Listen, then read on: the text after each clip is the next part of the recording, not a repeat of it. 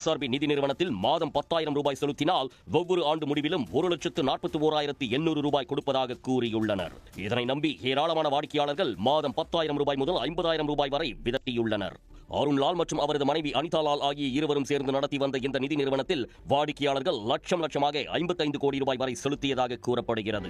முக்கியமான டாபிக் என்ன அப்படின்னு சொன்னா, இந்த சீட்டு கம்பெனிகளில் பணம் போட்டு மோசடி ஆனவங்க, நகை கடைக்குள்ளே போயிட்டு அது பணம் கட்டி சீட்டு கட்டி மோசடி ஆனவங்க, அப்புறம் அந்த நகை கடையில் போயிட்டு நம்ம பணத்தை போட்டு வச்சோம்னா, பாரம்பரியமிக்க நகை கடையாக இருக்குது, தொன்று தொட்டு வாங்குகிறோம், அந்த இடத்துல போய் நம்ம பணத்தை போட்டு வச்சோம்னா அது பாதுகாப்பாக இருக்குது, யாரும் திருட மாட்டாங்க, நம்மளுக்கு வந்து அந்த அன்னைய ரேட்டுக்கு நகையை தரேன்னு சொல்கிறாங்க. ஒரு வருஷம் கழிச்சு 18 மாதம் 1.5 வருஷம் கழிச்சு அன்னைக்கு என்ன ரேட்டோ அதில் வந்து நம்மளுக்கு நகையாக கொடுத்துட்றாங்க அப்படின்னு சொல்லி இங்கே ஒரு கும்பலே வந்து போயிட்டு ஏமாற தயாராக இருக்குது. இங்கே நல்லா புரிஞ்சுக்கோங்க, ஏமாறுறவன் தான் முட்டாள், ஏமாத்துறவன் கிடையாது. ஏமாத்துறவன் ரொம்ப பெரிய புத்திசாலி, ஏமாறுறவன் தான் வந்து மிகப்பெரிய முட்டாள். ஏமாறுறவன் அவன் தான் வந்து சூதானமாக இருந்துக்கணும். இவனுடைய பேராசையால் அவன் போய் ஏமாறுறான். ஆக்சுவலாக நல்லா நினச்சி பாருங்க, கிட்டத்தட்ட ஒரு 60,000 1,00,000 கோடி சொத்து வச்சிருக்கக்கூடிய, நிதியை கையில் வைத்திருக்கக்கூடிய ஒரு பேங்கால் கொடுக்க முடியாத வட்டியை இவங்க விட்டுருவாங்களா? அங்கே நீங்கள் பண்ணி இன்வெஸ்ட்மெண்ட் பண்ணி உங்களுக்கு கொடுக்க முடியாத ஒரு தொகையை இந்த சாதாரணமான ஒரு நகைக்கடை உரிமையாளரோ அல்லது ஒரு சீட்டு கம்பெனியோ உங்களுக்கு கொடுத்துருமா?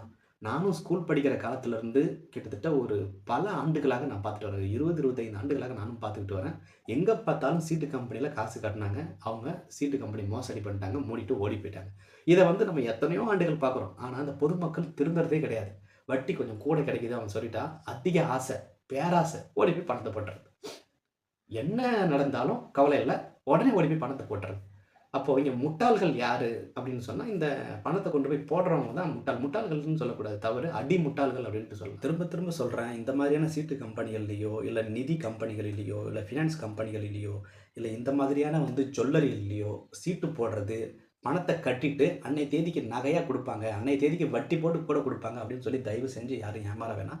இது எல்லாமே பார்த்தீங்கன்னா அவங்க சொகுசாக இருக்கிறதுக்காக பண்ணுறதா, இல்லை உங்களுக்கு ஒரு பைசா கூட பிரயோஜனம் கிடையாது.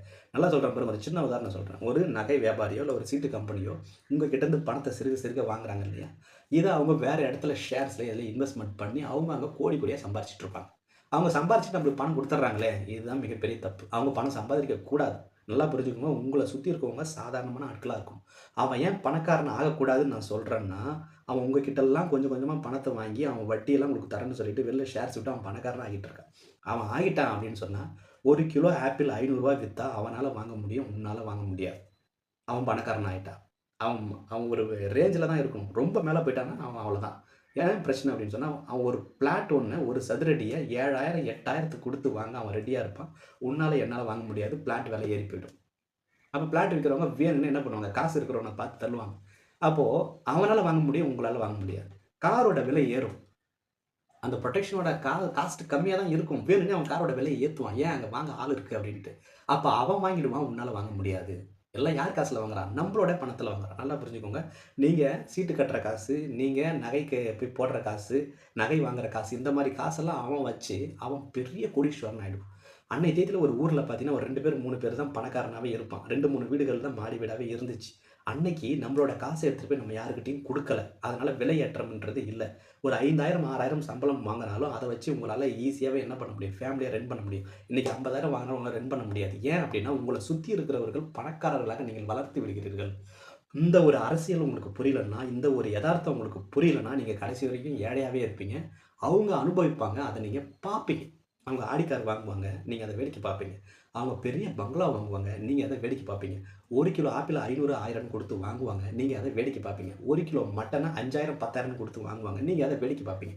ஏன் இந்த விலை ஏற்றத்தை அவன் ஏற்றி வைக்கிறான்னா, அதை வாங்குறதுக்கு இங்கே ஆள் இருக்குது. அவன் யாரும் கிடையாது, உங்கள்கிட்ட வட்டி காசு வாங்குறவன், உங்கள்கிட்ட காசு வாங்குறவன், உங்களுடைய சீட்டு காசு வாங்குறவன், உங்கள்கிட்ட நகைகளை விற்று காசு வாங்குறவன். சரிங்களா? இந்த மாதிரியான ஆட்களுக்கு நீங்கள் அதிகமாக ஹெல்ப் பண்ணுறீங்க. அதாவது அவங்க சொகுசு வாழ்க்கை அனுபவிக்கிறதுக்கு நீங்கள் சீட்டு கட்டுறீங்க அப்படின்ட்டு அர்த்தம். புரியுதுங்களா? உங்களுக்கு எதுவுமே கிடைக்கக்கூடாது அப்படின்னு நினச்சி நீங்கள் சீட்டு கட்டுறீங்க. சாதாரண ஒரு ஃபோனோட விலையை அவன் பல மடங்கு உயர்த்துவான். இதை பணக்காரனாக இருக்கக்கூடிய அவன் வாங்குவான், நீ வந்து வேடிக்கை பார்ப்ப. உன்னால் என்ன பண்ண முடியாது, வாங்க முடியாது. இல்லைன்னா இஎம்ஐ போட்டு தான் நீ வந்து வாங்குவேன். டிவி விலையை என்ன பண்ணுவான், 2 லட்சம் 3 லட்சம் 10 லட்சம் கொண்டு போவான். அவனுங்க வாங்கிடுவானுங்க இன்னும் 1 வருஷத்தில். நீ வாங்க மாட்டேன். ஏன், உன்கிட்ட காசு இருக்காது, உன் காசெல்லாம் அவன் பிடிக்கிட்டான். நான் சொல்கிறது உங்களுக்கு புரியுதுங்களா? இல்லை எடுத்துகிட்டு ஓடிடுவான். இந்த மாதிரி உங்கள சுத்தி இருக்கிறவர்கள் வந்து பணக்காரர்கள் ஆக, ஆக, ஆக என்ன அப்படின்னா, உங்களால எந்த ஒரு சொகுசு வாழ்க்கையும் அனுபவிக்க முடியாது.